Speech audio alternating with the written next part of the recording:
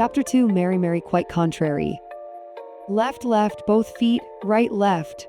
Mary perfectly places her steps in boxes, not noticing the blood that drips from her nose. I picked up the jack and turned on one foot. I'm like, why did they hit me? What did I say to them? I tried to play it off and toss the jack. I could taste it before it ruined my brand new shirt and all over the chalk drawing of my dinosaur. It's red. Where did it come from? Mary recites verbatim under her breath from one of the first diary entries that she had scribbled down hard enough to rip apart her parents' Con Edison bill and snap the pencil. She sat Indian style with her knees up on the linoleum of the kitchen. The sun was setting, and dinner was over. The room was dark except for the nightlight and the glow from the evening news her parents watched in the living room. Still crying and burning in frustration from the day's events, she couldn't comprehend her feelings. Hot tears fell, mixing with the red, making a lovely pink. Mary sang the first line of her favorite lullaby. Her mother told her to think of it when she was in trouble. It didn't make sense, much too confusing. One minute, Mary's friends were hugging, laughing, and playing, and out of nowhere, Kelly shoved her nose hard, and then her circle rained vengeance. What did I do to make them so mad at me? She finished with a broken pencil. I would sing to myself anytime I was in trouble or scared. I hummed it. It hurt. I want to scream. Mary is lying. The doctor knew she was still hanging with her boys. She could see them looking back at her in her eyes as she sat there fidgeting. They are her family, and only a few days ago they stood in front of the closed-down Nov. No, I'm not, she answers like a bratty schoolgirl. What do you want then? Mary stumped hums her lullaby. That's how Mary got by. She would escape the halfway house and start over, get caught with Janice, and have the hard labor of cleaning that came with it. All of it hit her at a rapid pace to finish the hour. All these awful things gave her a laugh. She will always be unique. She longs to feel she belongs. They are her family when blood would not give her water, their family of friends. Mary hesitates, shuddering through the Inquisition. Tom even went over it, however, she went blank. 20 minutes before waiting next in line, Mary hummed again, quiet, missing the boys' festivities the night before. Someone who walked by tried to place it, and others looked in her direction, wondering if she was one of those cuckoo birds that frequent this stone box. Mary, quite contrary. Sit up straight, Tom said. She thinks of her, another mother at Bedford Park where a sprinkler system was a big hit on the smoldering days of concrete fire on your bare feet, and the biddies totting their kids for playdates to catch up on their banal existence.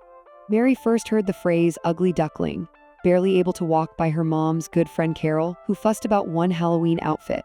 Mary went as a pirate. She was perfect as a little boy, which stuck, unable to shake it even at that young age. Her little beauty Todd, the psychopath, always hurt the other kids in her as they fooled in the sandbox, starting to gradually look up girls' skirts, then his hand soon followed. He brought so much concern the cops knocked on their door, neighbors frowned, and that horrid hag had to pack everything and flee upstate. Thanks, Carol, you fucking bitch, she mutters to herself. Only if she never slept that night at the Novelty Candy Store. Too scared to move, not knowing what to do, she sang herself to sleep with the nighttime song to make it go away. Nowhere to run, the body lay there under the register. In some ways, that night broke them. We all feel that time is the best time ever in this 5-year sweet spot. And they haven't grown, not an inch. It makes her happy. They made her happy. She flipped through but couldn't bother to read the articles. Her diary is all she thinks about, and Tom's teachings. The beautiful dreamer, thinking about that time, legs crossed at the end of 3 chairs, monitoring the psychos mulling about bothered to have their card punched. An unbearable, uncomfortable situation. They checked her out, their Howlin' Wolf cartoon eyes panting. Sit up straight as appointments come and go along the corridor, the middle of the traffic jam known as the administration floor. It is a mess. Monday is always the worst. The doc says it's okay, you will not stop breathing, I promise. As Mary watches the doc's lips move, she thinks about how much she missed not giving a fuck, honestly, so she jokes as if the doctor spoke her thoughts. I wish I could just go back and just not know any better. This is fun, this could work for her. She pulled on her trimmed 9-to-9 stripped cotton button-down to tuck the creases out that Tom insisted she wear. The tag is still attached. She rolled up her sleeves nice and tight, up to her elbow on the way there. Starting to get warmer outside, showing the beginnings of summertime, and slip-on black sandals that arched her heels, soft and comfy. There is no need to be more uncomfortable in this bitter pickle. Still, after her release, the game returned to put Mary in a headlock, and it had to be over 6 months or longer since they sat across eye to eye. A certified letter found her. Mary, quite contrary, soothed her after a severe panic attack, palpitating, gasping for air, sitting on the kitchen sink. And by the time the dust had settled, she was calming down with her favorite mint ice cream. Her mom would tease her that it was written just for her and always had a tissue handy. Dear Diary, Mom sang it to me again, so I will never forget it. She told me to sing it every time I was scared, was in trouble, and didn't know what to do. They call me Bloody Mary to add to the others. They told me so I would never forget. For as long as I can remember, I am their punching bag. I have been a target since 1st grade. Every day, the 3 things were jumping, beating, or picking a fight with me. I am fat and haven't had my period yet because I am weird and have small boobs and no butt. The kids that I thought were my friends told me so. Mary was called a daydreamer in school by Ms. Glover. She stared into space, planning her future, the future she always dreamt about. And then reality cracks you square in the face. She missed her, a good egg that Ms. Glover and her Jerry curls and stern demeanor. It meant the world when she smiled and was super funny. Because she smiled big, calling out to her when she strayed, looking up at the sky. You are a dreamer, she said. That made Mary happy. She had a great aura, someone told her once. People could be attracted to her. But she was too awkward in her body, and how she looked at herself in the mirror even though she made the needle stop, that she could not fathom. It was all too confusing for her. I refused to go to school. They would have to drag me there. Months later, harassed to a boil, she grew a pair, sending one to the nurse's office. As Janice puts it, you a big girl now. The anxiety and bullying drove Mary so severely that she would fall in with the wrong crowd. After that time, the girls wouldn't dare jump her anymore. People will forget what you said, people will forget what you did, but people will never forget how you made them feel, Mary remembered, staring at the framed quote by Maya Angelou in the waiting room. She might have read it initially but mashed it into a word jumble. Sitting alone, even though other patients filed in and out like an army of ants. Start the rhyme again. Mary heard about the night before, miffed that she couldn't play with the boys, one no-show to Polly's fiesta. Slow your heart rate, you are dope and you know it, claps your hands, Mary laughs. Her hands lay properly on her lap to remain sane. She and Tom went over the plan of attack and the tricks of the trade he studied at the prestigious Strasbourg Theatre and Film Institute, and this is the technique to get in a specific frame of mind. He wouldn't shut the fuck up about it, though she'll say right out, an outstanding learner. Breathe. He dolled her up. She straightens out her black skirt. Tom wanted a floral print, but she knew it would be too loud for this place. Stare at the floor to get you back focused or look ahead at the blank wall. Twiddling her thumbs helped.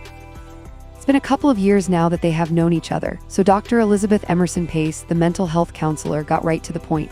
Mary had to meet the requirements or probation would be notified. This is step 1. She needs to duck and weave through her probation officer, Alan, a toughie with no quarrels to put bars in front of your face. Now the doc's turn to take her licks, as the bad mothers would whisper to her. Stick and move. Her brother taught her how to hit back at the taunting at school. Never back down. Never let them see you cry. She prays for an early release from probation fast. She must make sure to have her card signed before probation next week, the 1st of the month. Stay out of jail, my dear. Mary blurts out, do you need to reschedule? Oh no, you are not going anywhere unless you want to leave in cuffs. The doc flies around her room. So busy today, so much I'm being hit with. Big breath. So let's make this painless, okay? Yes, ma'am. I left numerous messages with the public defender, the doc says. We might be alone on this one. The PD did some butcher job on your case. If it happened to be tried again, you'd most certainly walk. Her original Long Island accent seeped out with certain biting words. I've seen tons of cases like yours get lost in the system, but we are where we are, so let's get you back on track, the wind at your back. I like to say, no need to stress the obvious. Mary notices that she still has that hideous clock on the wall high. She tried the Jedi mind trick to make the hands move quicker. It's so wonderful to see you. It is. I wondered what happened to you. The doc blows the dust off her file. A nice pun to break up the deafening silence. Any trouble come your way. And we're off. A quick left to right from Mary and a soft-spoken nope. You have to take control of your own and rid yourself of all the negative people and energy that may surround you. Mary pictured those 8 years earlier, beginning to write that very first diary entry, putting her to sleep at night. Sissy Mary, ringing in her head, hurt and invisible. I cried in the kitchen, not wanting to go to bed to have to go through it again. I know, Mama always says, sticks and stones could break your bones, but names will never hurt you. I'm constantly picked on, I can't take it. Harassed for my looks. My friends who I thought were my friends screamed at me all hateful words at me. Comments I am not allowed to repeat. Those fucks threatened if I looked the wrong way. They followed me home again, my friends. I am ridiculed for every step I took to start with me and pick a fight with me. I hated it when I had to stop at a red light. I pushed the butt. Hurry up, please, followed by both boys and girls I know. They say they're my friends. I didn't understand I was hurt by the kids. I learned the most more than I didn't. They would throw things at me, maybe pebbles, maybe the trees' tiny berries. They want me to eat them since they were poisoned. They played a game trying to get it stuck in my hair. Another spitball caught in my hair. I hated my hair. I had to pick them out all night. She sang with silver bells and cockle shells after every kick. Face to face, they sat on the round table closer to the back. The doctor had a different setup this time. She seemed taller in some ways, slimmer. Money does the body well, she snickers as the doctor rereads each line. Nice bangs, she has a new do. The shortcut works for her. Lighter, not as dark as the others. A little longer than shoulder length. The shag falls into careless layers. Mary couldn't remember for the life of her what they called it. It's right at the end of her tongue. Every girl walking the streets rocks that look. It works for her beautifully, good for her. Dear Diary, today was no different. I hurried to my last class as fast as possible, but I was caught turning the wrong way, caught in their web. My friends were picking on me again. Picking on is a polite way to say beat down. The ranks came out of their mouth. They pulled my hair and the kids wouldn't stop. I said their names and it just got worse. They wouldn't stop. The cowards all look away. How am I different from them? Am I that ugly? Am I that dumb? Why, as they laugh out loud, no one came to help me. The last time came roaring back to her. Mary played along, yesing her to death, nodding away as each minute passed. Whatever you say is the way out. This time is different. She had to receive a shiny, bald guy for this one. I could not wish the problems away this time. Mary chuckles, you forgot me. I didn't forget you, Mary, I had children. Do you resent me? Goddamn city bureaucrats lost in their system. A kid. It never ceases to amaze me what this can do to anyone. You could have helped me out. Come on, Mary, can we be frank? She removes her eyeglasses. You know what's going on, you want to shove it away in the back of the underwear drawer. I know this charade. Mary first met Dr. Elizabeth Bate Emerson before the pace. She was that geeky college type, disheveled, rolled out of bed, plaid, plain, and dour cartoon look. Now a more mature, glorious face, better shoes, nice outfits, and hair. Mary liked her hair, contacts, and no more glasses. Hygiene falls to the waist side with your head in the books. The doctor remembered the endless hours and all the phone calls she made on her behalf. Why is this child here? Will she be charged as an adult if he doesn't regain consciousness? The doctor knew the stakes. Mary's saving grace. Dear Diary, when I finish the end, I will fight back. The bullies teased and wouldn't let me go until a tear fell down my cheek. I tried hard not to give them satisfaction, but it hurt. It was not their punishment because of who I am, but because I have known them for so long, since kindergarten it broke. I am so confused. I just turned 10 and thought it would end. That boy screaming at me gave me a kiss on the cheek. He asked if he could touch my boob just the other day. Why did they bother me? What did I do to them? I close my eyes and hope it will end. I felt like an ugly duckling. I wish they would tell me why they hate me. I'm alone. I wish I could just fly away. God didn't love me enough to kill me, is the last line she wrote mid-sentence in her perfect penmanship, even at a young age, shaped by the watchful eye of the nun's ruler. The author of this diary is a beauty. Such a pretty young girl, the world at her feet, wasted potential, so says the doctor. Mary didn't see herself as that swan. Her soul sister Janice and everyone else did. Instead, the ugly duckling was tormented in school, bullied to a pulp, hurt and beaten.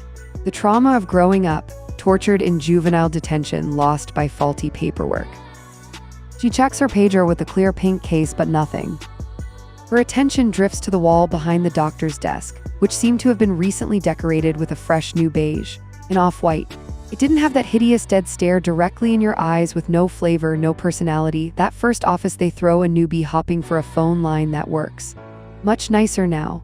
Mary liked it, breathing it in to calm down. Number 1 on a list of many. Different diplomas of various degrees hung in a rank design on the clearing next to the bookshelf. Toys and textbooks, research volumes, and self-help books ate up the oak wood shelves. Pictures on the other side of the door right behind her head seem like her children had a field day on construction paper that didn't quite make it to the kitchen refrigerator. She notices the array of crayons laid across the top. She thinks she would get another one if her crayon broke. Spaceman would want to see a tit. Ian would snatch it and bite the top off. Manny would just say it was no big deal and use the other half. And Jeremy would charge you $1 who needs a crayon. She heard the doctor and snapped out of her daydream. You have a rabbit foot around your neck, girl. Take that black cat and get rid of it. He came out of the coma. You truly dodged a bullet. At 14, you could have been charged as an adult. The doc continues to dissect her files like studying hieroglyphics. Quick questions, basic stuff. Her desk is flush in the corner on the left side of the window. Her computer Skrunsevka is a smiling family portrait, a nice pic. A few years ago, it had to be a mall store discount since the doc had a different hairstyle and color. Another question was asked. Another question was shot down. A stunning dollhouse stares under the plaques on good real estate on a charming hand-tufted carpet to her left. It spilled out all the accessories needed for a kick-ass polyvinyl party. Her son's toys are on the tin cabinet she notices behind her, wedged on the metal locker cabinet.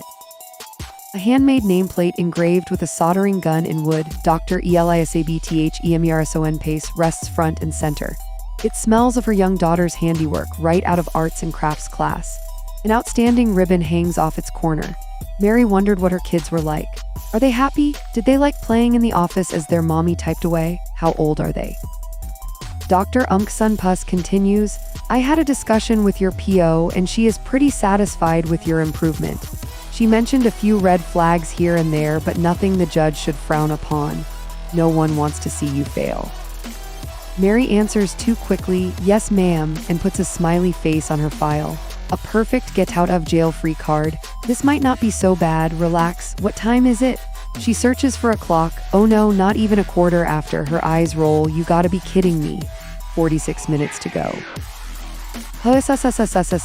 Someone calls out to her. She gives a glance. There is a whistle out from the dollhouse. The Mary doll appears in her beach vest, waving at her doppelganger and blows her a kiss. Mary smiles back, and her friends come out frolicking on the front lawn of their Malibu beach house, drinking and smoking, wallowing in riches, and horsing around the office just like Mary and her friends would be known for. There is one for each. It's been over a year since we last saw each other. Ouch, Mary was way off. That is just not enough. I couldn't even slip this through if I wanted. Not if early release is on your mind. Her heart sinks.